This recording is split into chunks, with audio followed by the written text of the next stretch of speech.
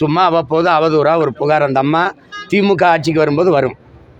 அம்மையார் ஜெயலலிதா 10 ஆண்டுகள் ஐயா எடப்பாடியெல்லாம் ஆட்சியில் இருந்தபோது ஏன் வரல? இவங்க வரும்போது வருவாங்க, குறிப்பாக தேர்தல் வரும்போது வரும்.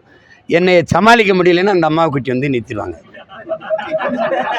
இப்போ பெரியார் வாங்கின அடியில் இவங்களுக்கு என்ன பண்ணுறேன்னு தெரியல, என்னை எப்படி சமாளிக்கன்னு தெரியாமல் மறுபடியும் இந்த பொம்பளை கூட்டி வந்து, அது நான் தான் வழக்கு போட்டேன், இது ஒன்றும் இல்லாத வழக்கு, இதை அழிச்சு விடுங்கன்ட்டு. அங்கே இருந்த ஒரு மகான் அவர் வந்து இதில் வந்து இல்லை விசாரிக்க வேண்டும், விசாரிச்சுட்டுல தீர்ப்பு எழுதணும். இதெல்லாம் நடந்திருக்குன்னு சொல்லிட்டு தீர்ப்பு எழுதுனா விசாரணை எப்படி நடக்கும்? எந்த மாதிரி நாடு, எந்த மாதிரி சட்டங்கள், எந்த மாதிரி மன்றங்கள், எந்த மாதிரி நீதிகள்ங்கிறத நீங்கள் தான் பார்க்கணும். விசாரிக்கணும். விசாரித்து அவங்க தரப்பில் இருக்கிற புகார் கொடுத்துருக்க குற்றச்சாட்டுகளுக்கு சான்று கேட்கணும். இன்னைக்கு மீண்டும் ப்ரெஸ் மீட்டில் வந்து திமுக கூட்டிகிட்டு வந்திருக்காங்க என் மேலே வழக்கு கொடுக்கறதுக்கு அப்படின்னு சீமான் சொல்லியிருக்காரோ?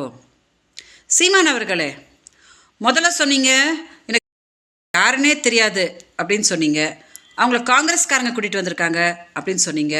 அடுத்ததான் நான் வந்து வழக்கு உங்கள் மேலே கொடுத்த போது அவங்கள வந்து பாரதிய ஜனதா கேட்டிருக்காங்க அப்படின்னு சொன்னீங்க. இப்போது மதரசலம் வச்சு நீங்கள் வந்து 2023 ஒரு பேச்சுவார்த்தைக்கு எங்கிட்ட வந்தீங்க இல்லையா?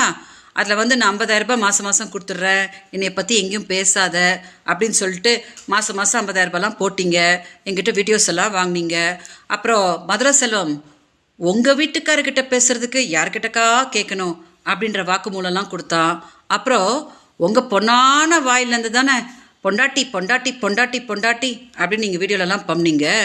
அந்த வீடியோஸ் எல்லாம் வந்து காவல்துறைக்கிட்ட கொடுத்து, காவல்துறை எடுத்துகிட்டு போய் அதை அப்படியே நீதிமன்றத்தில் கொடுத்து, அதையெல்லாம் பார்த்து தான் அவங்களோட முதல் மனைவியா அப்படின்னு கேட்டிருக்காங்க. இப்போது திமுக ஒன்றும் உங்களை வந்து போன வருஷம் 50,000 ரூபாய் கொடுத்து இந்த மாதிரி கேவல பிடிச்ச வேலைலாம் பண்ணு அப்படின்னு சொல்லலை. ஸோ ஏன் அவங்கள சும்மா வீணா வம்புக்கு இழுக்கிறீங்க? அப்போ இன்னொரு விஷயம் சொன்னீங்களாம், அந்த பொம்பளை கொஞ்சம் நேரில் வர சொல்லுங்கள், நான் உட்காந்து பேசுகிறேன் அப்படின்னு.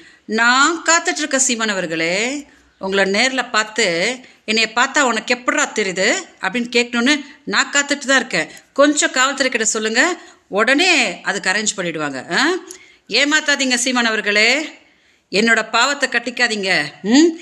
2 நாளைக்கு முன்னாடி கூட சமாதான பேச்சுவார்த்தைக்கு நீங்கள் ஆட்களை அமுச்சுட்டு இன்னைக்கு அப்படியே ப்ரெஸ் கிட்ட வந்து அந்த பொம்பளை அவள் அப்படி இப்படி அப்படின்னு இன்னைக்கு கூட துரோகம் பண்ணுறீங்களா?